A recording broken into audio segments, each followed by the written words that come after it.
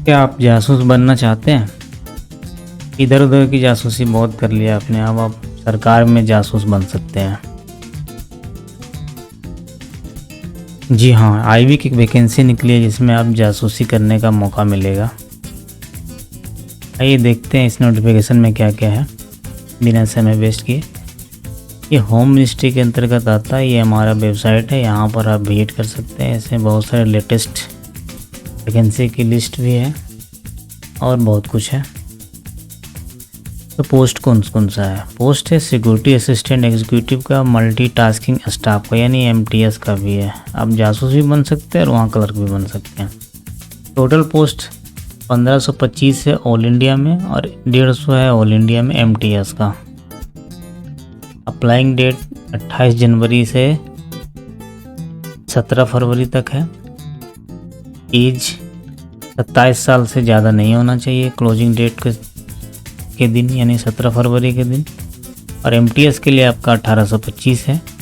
बाकी जो age relaxation है गवर्नमेंट के अनुसार वो सब में है, किसी में 3 है, किसी में 5 है। एग्ज़ाम डेट भी बताया जाएगा। पे स्केल क्या रहेगा ये, अगर आप आईबी में इंटेलिजेंस ब्यूरो में बनते हैं सिक्योरिटी स्टाफ यानी जासूसी करने के लिए, तो आपको लेवल 3 की पेमेंट मिलेगा यानी 21,000 से स्टार्ट होगा, यानी 21 दूनी 42 लगभग के अंतर्गत आपका पेमेंट आएगा। और एमटीएस में अगर घरें लेवल 1 से स्टार्ट होगा। इसमें 50 से ज़्यादा भी हो सकता है क्योंकि 20% अलाउंसेस और एक्स्ट्रा दिया हुआ है सिक्योरिटी के लिए, और इसमें भी 20% एक्स्ट्रा सिक्योरिटी सर्विसेज के लिए है। और 30 दिन से कम 30 दिन का अगर आप हॉलीडे में छुट्टी करते हैं तो 30 दिन का पेमेंट भी मिलेगा। और सेम इसमें एमटीएस में भी है। एग्ज़ाम फ़ी 400 रुपये ही है, लेकिन 450 रुपये का आपका एग्ज़ाम प्रोसेसिंग फ़ी लगेगा, जिसमें पूरे एग्ज़ाम का जो प्रोसेस रहेगा वो फ़ी रहेगा, यानी आपका लगभग 500 रुपये तो खर्च हो ही जाएंगे। एजुकेशन क्वालिफ़िकेशन क्या मांग रहा है, यानी 10th है ओनली। डोमिसाइल सर्टिफिकेट जिस स्टेट में आप भरना चाहते हैं, जिस स्टेट के आप उस स्टेट का डोमिसाइल। और इसमें फॉर्म फिलिंग का भी एक क्राइटेरिया है कि जिस स्टेट में आप उसी में भरेंगे। लोकल लैंग्वेज आप जानते होंगे, फिर ये तो सब लोग जानते हैं। इम्पोर्टेंट टू नोट क्या क्या, candidate can opt for a post, यानी कि आप एक पोस्ट या फिर दोनों के लिए, आप दोनों में भरना चाहते हैं तो दोनों में भरिए। लेकिन इनिशियली अगर दोनों को एलिजिबल हैं तो प्रायोरिटी जो है, फर्स्ट प्रायोरिटी सिक्योरिटी वाले को दिया जाएगा, सेकेंड नंबर पर एमटीएस रहेगा। हाँ, ये बोल रहे हैं कि the candidate opt only 1 SIV, यानी कि आप जिस एरिया में आप एक ही इंटेलिजेंस ब्यूरो में भर सकते हैं जो उसका लोकल आपका रीजनल है, क्योंकि आपके उसके साथ साथ डोमिसाइल भी चाहिए, यानी कि रेसिडेंशियल सर्टिफिकेट आवासीय प्रमाण पत्र भी लगेगा। जिस स्टेट में है आप उस स्टेट का ही भर सकते हैं। पोस्ट जो है, क्योंकि ये ऑपरेशनल पोस्ट है, यानी कि बहुत सारे खतरों का भी सामना करना पड़ सकता है आपको, बहुत सारे प्रॉब्लम्स भी झेलने पड़ेंगे, क्योंकि आपको कहीं से डाटा लेना होगा, किसी के बारे में जानना होगा। तो आप हो सकता है कहीं रात में, दिन में, कभी भी जाना आना पड़ सकता है। कहीं कोई स्पेशल ऑप्स देखिए, उसमें पता चलेगा कि आपको क्या क्या खुफिया चीज़ें होती है। इसीलिए इसके लिए कैटेगरी जो हैंडीकैप्ड हैं, डिसेबल्ड हैं, उनके लिए नहीं है।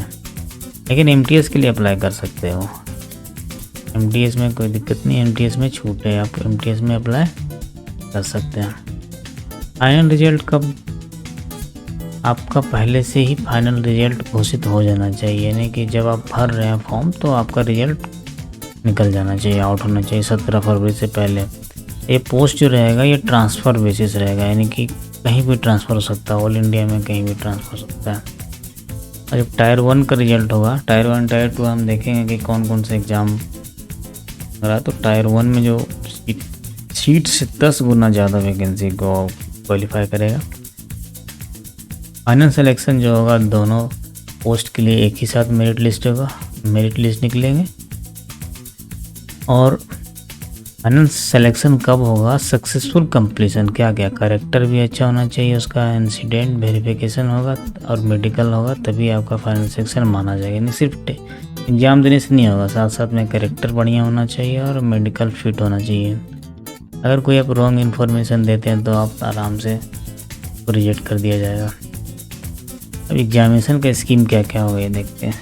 टायर 1 के लिए जो है कॉमन होगा, सबके लिए बराबर होगा और ये 100 नंबर का रहेगा, 1 घंटे के लिए रहेगा और 5 सब्जेक्ट उसका बांटे, सब 20-20 नंबर रहेंगे। जैसे general awareness, quantity aptitude, numerical, analytical, logical ability and reasoning, English language और जनरल स्टडीज। अगर अब नेगेटिव मार्किंग भी है इसमें, अगर आप रॉन्ग आंसर देते हैं तो आपका 1 क्वेश्चन के बदले 1/4 मार्क्स काटा जाएगा, यानी माइनस हो जाएगा 1/4 मार्क्स, 3/4 मार्क्स बचेगा आपके लिए। टायर 2 क्या है, कॉमन है दोनों के लिए है, क्या है, ऑफलाइन एग्ज़ाम होगा, डिस्क्रिप्टिव टाइप होगा। ऑफलाइन एग्ज़ाम मतलब ये तो ऑनलाइन ही होगा, मान कंप्यूटर पर होगा। ऑफलाइन एग्ज़ाम डिस्क्रिप्टिव होगा जो 40 नंबर का होगा, 1 घंटे का होगा। उसमें क्या होगा, ट्रांसलेशन ऑफ पेजेस, 500 वर्ड का पेजेस दिया जाएगा, उसमें लोकल लैंग्वेज को इंग्लिश में और उसको इंग्लिश से लोकल लैंग्वेज में कर सकते हैं, हिंदी में भी कर सकते हैं। पार्ट 2 जो इसका रहेगा ओनली सिक्योरिटी के लिए रहेगा, सिक्योरिटी असिस्टेंट वाले के लिए रहेगा, एग्जीक्यूटिव के लिए रहेगा। वो पर्सनैलिटी इंटरव्यू होगा, उनका पर्सनैलिटी टेस्ट होगा। स्पोकन एबिलिटी पता किया जाएगा आपको, एट द टाइम और टायर 3 की क्या क्या कैसे आप बोल सकते हैं। स्पोकन एबिलिटी बहुत अच्छा होना चाहिए, इसके 10 मार्क्स होगा।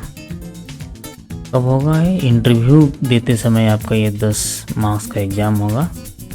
मतलब टायर 2 के एग्ज़ाम को 2 भाग में बांट दिया गया है, लेकिन एक भाग का एग्ज़ाम पहले हो जाएगा टायर 2 का, लेकिन टायर 2 का ही सेकेंड पार्ट का एग्ज़ाम आपका इंटरव्यू के समय होगा टायर 3 में होगा, जो 50 नंबर का रहेगा। इसमें कट ऑफ मार्क्स है, खैर कट ऑफ मार्क्स से तो ज़्यादा ही लाना पड़ता है अपनी अपनी कैटेगरी में कट ऑफ मार्क्स। लेकिन ये जो टायर 2 का जो ये एग्ज़ाम है, कौन सा exam, tyre 2 exam is qualifying, ये टायर 2 एग्ज़ाम जो है क्वालिफाइंग नेचर है। 40 नंबर का पैसेज जो रहेगा ओनली होगा, के ऊपर मेरिट लिस्ट नहीं निकाले, पास हो जाइए नहीं।